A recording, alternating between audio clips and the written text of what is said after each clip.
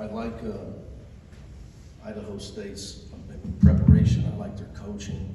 I like their competitiveness. I think they got a good shot in their league. Their guys kept battling. They could have won easy at Arizona State and USC. So we got to look. This is a real simple thing. We battled hard, got up 28, and then we stopped defending and got selfish on offense. Next, I'm hungry, so let's fire me. It's late too. It's clear that I'm always honest, Mark.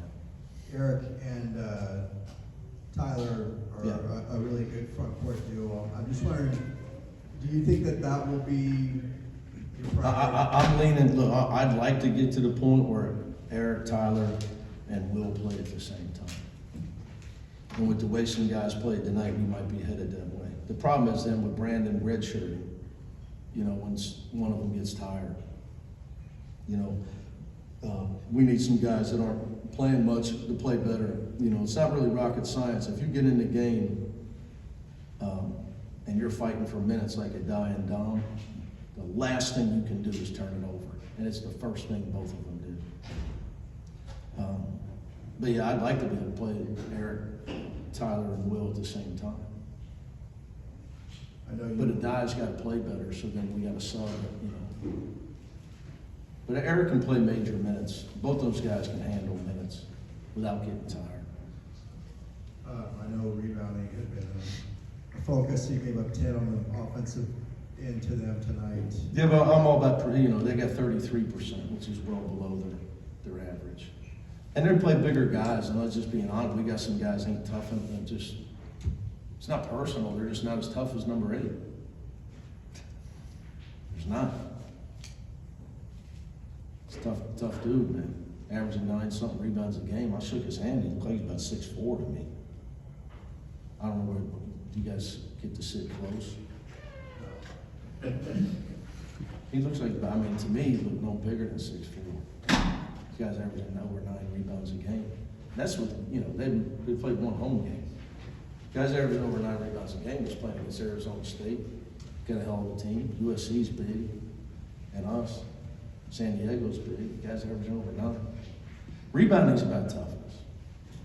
Our guards couldn't handle it. Eric couldn't, but our guards could. You've called that like 4 spot on your team at the big guard in the past. I guess we kind of saw that tonight with how Tyler and Eric played. Yeah. But why do you refer to it as that, and how do you kind of see that in your offense? Well, just basketball's changed. I mean, all you gotta do is watch the Celtics. They shoot 53s a night. You know, you got guys like Eric Daly and Jaime Jaquez that are in the 6-7 range that can score inside now.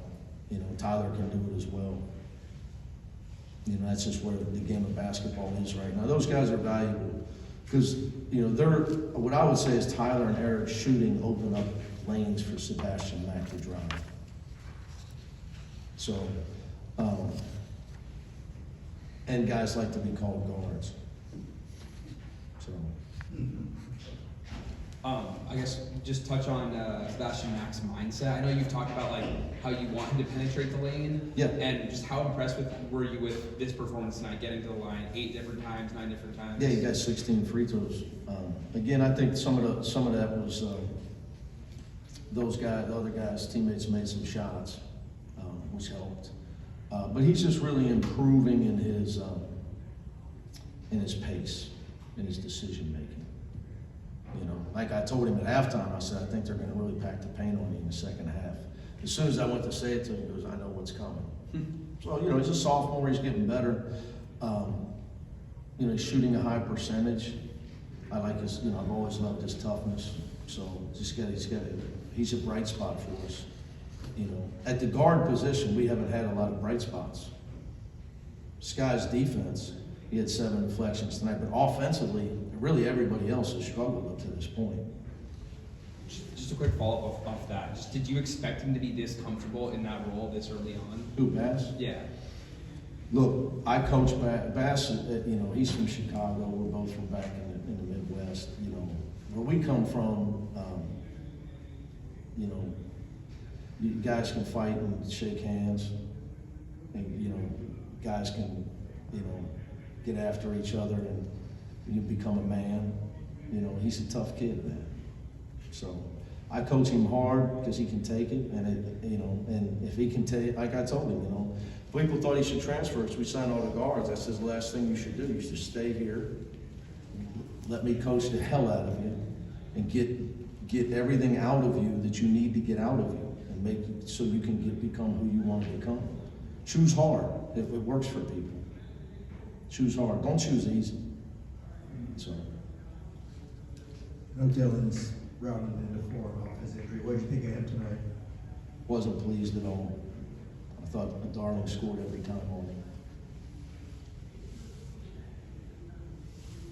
Coach, what's the message in the locker room? What's your message to the guys as you learn games are supposed to?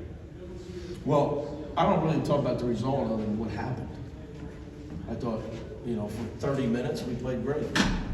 And then we got up 28 and it became a selfish, bunch of guys were selfish.